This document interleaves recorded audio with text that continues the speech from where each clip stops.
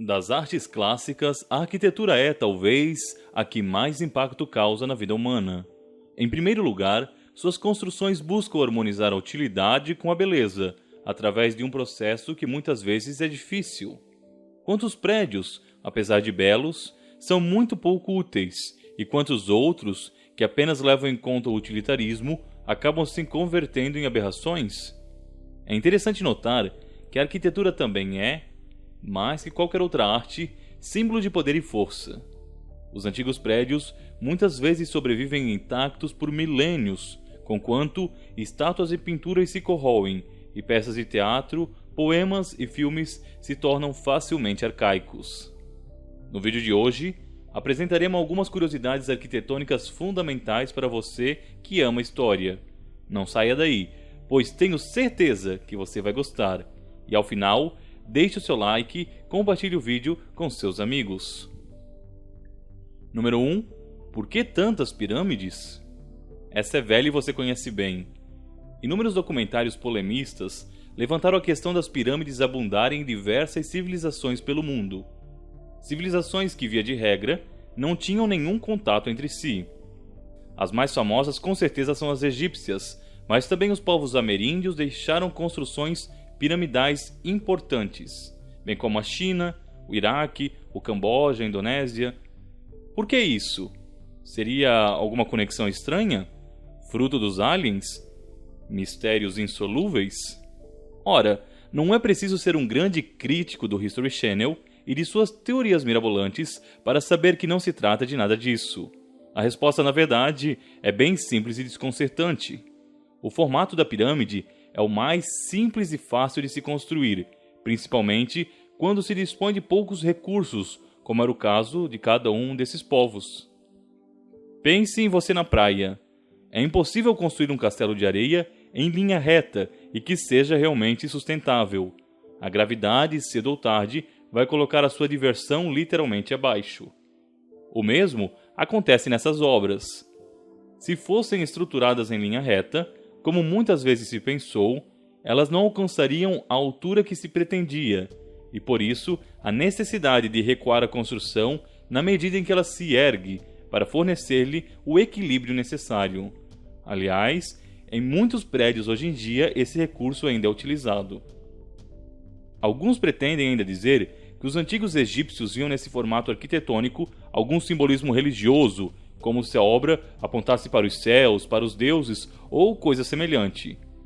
O fato é que não sabemos ao certo se o simbolismo veio depois ou se ele veio primeiro, junto com as construções.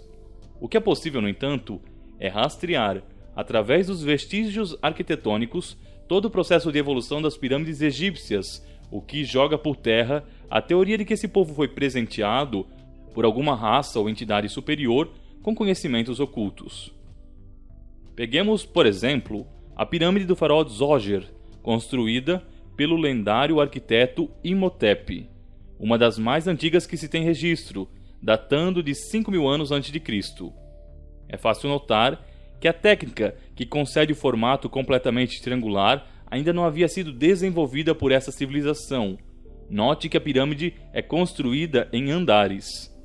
A altura também é muito menor do que algumas que lhe sucederam, indicando que não existe nada de sobrenatural ou de surpreendente no modo com que ela foi construída. O que ocorreu, na verdade, ao longo do tempo, é que a expansão e a prosperidade do Egito possibilitaram o uso de uma enorme quantidade de mão de obra escrava e alcançou-se os prédios monumentais que conhecemos. Longe de serem frutos dos deuses astronautas, são do esforço de milhares de trabalhadores reunidos. Ou veja a pirâmide torta do faraó Sneferu. A obra se ergue num ângulo muito próximo ao de 90 graus e, como resultado disso, teve que ser alterada na metade para que pudesse se manter em pé, restando, no entanto, esse erro grotesco. Alguns podem argumentar que o formato fazia parte do projeto, o que é desmentido pelo próprio faraó, que, descontente com o resultado final, e não sem razão, mandou erguer uma outra pirâmide próxima a essa. Que aliens são esses, afinal, que não conseguem nem calcular ângulos? Número 2. Cadáveres em construção? Muitos filmes hollywoodianos Principalmente os de faroeste mais antigos e o de terror, trazem-nos histórias de construções erguidas sobre antigos cemitérios indígenas. A ideia, apesar de ter um forte apelo midiático, em geral não passa mesmo de folclore. Mas, se eu dizer a você que, enquanto para nós ocidentais, o ato de se erguer algo onde está enterrado um cadáver pode trazer azar e assombrações, no Japão, durante muito tempo, isso foi comum e até indispensável para alguns? Estranho, não é mesmo? Pois bem, Hitobashira literalmente significa pilar humano, e é o termo japonês para a prática antiga e macabra de se enterrar pessoas, muito delas ainda vivas, em construções, como forma de sacrifício aos deuses. Os antigos habitantes desse império acreditavam que a prática sacrificial acalmaria os espíritos protetores do lugar, proporcionando mais estabilidade à construção e evitando assim acidentes que pudessem ocorrer durante a obra. O Castelo Matsui é o mais famoso exemplo disso que falamos. Erguido no século XVII, quando a prática do Hitobashira era comum, dizem que o muro que cerca o local desmoronou inúmeras vezes enquanto ainda estava sendo erguido. Os arquitetos sugeriram então que um pilar humano acabaria com o problema e decidiram selecionar a vítima através de um festival de música. A campeã foi uma jovem moça excelente na arte da dança.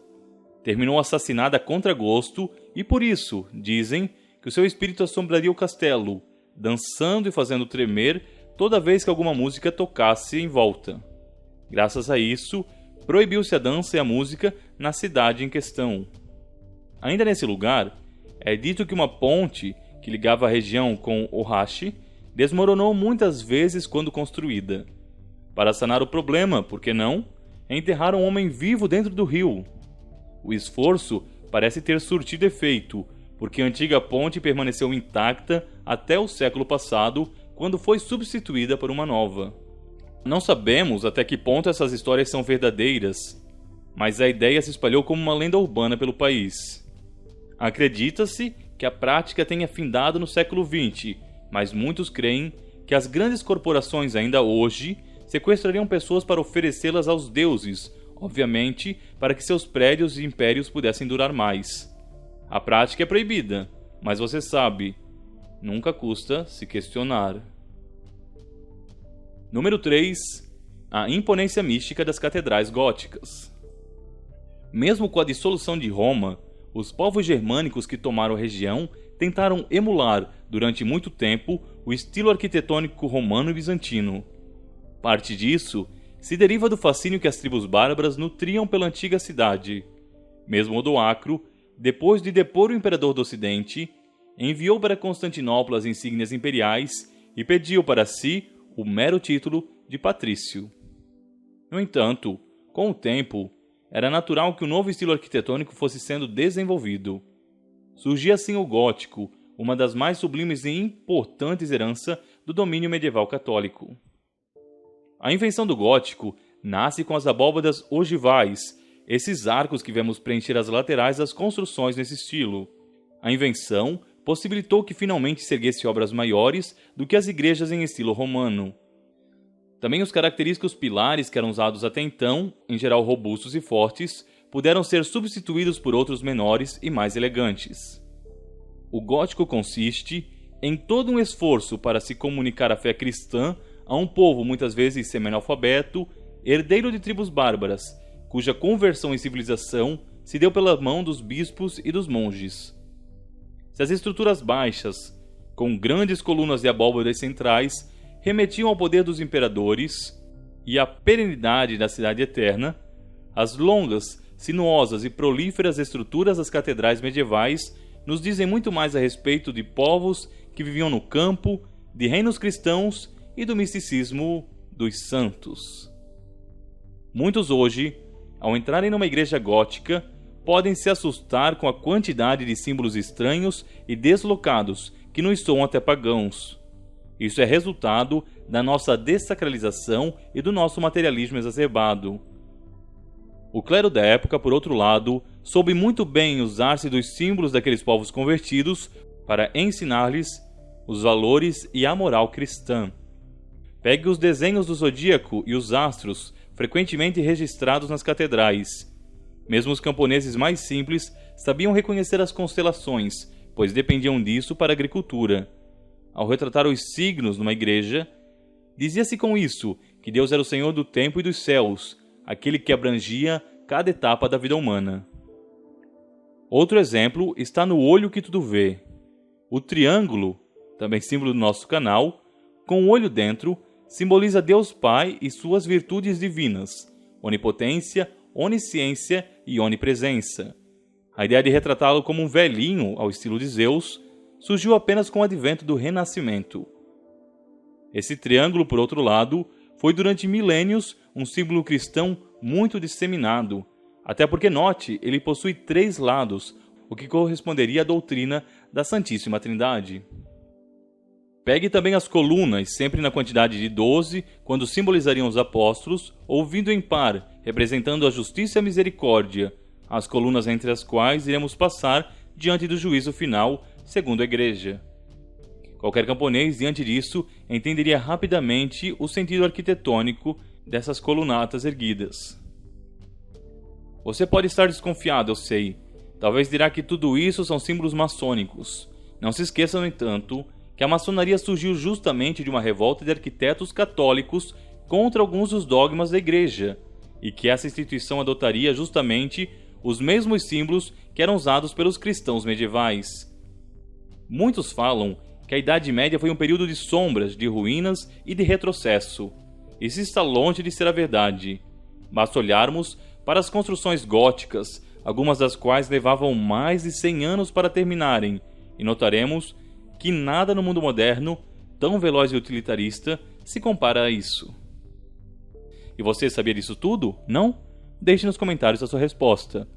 E não se esqueça de seguir-nos no Instagram e também, se puder, de ajudar-nos no Apoia-se. A sua ajuda é sempre importante para o nosso crescimento aqui no canal. Um forte abraço, fique com Deus e até mais, se Ele assim quiser.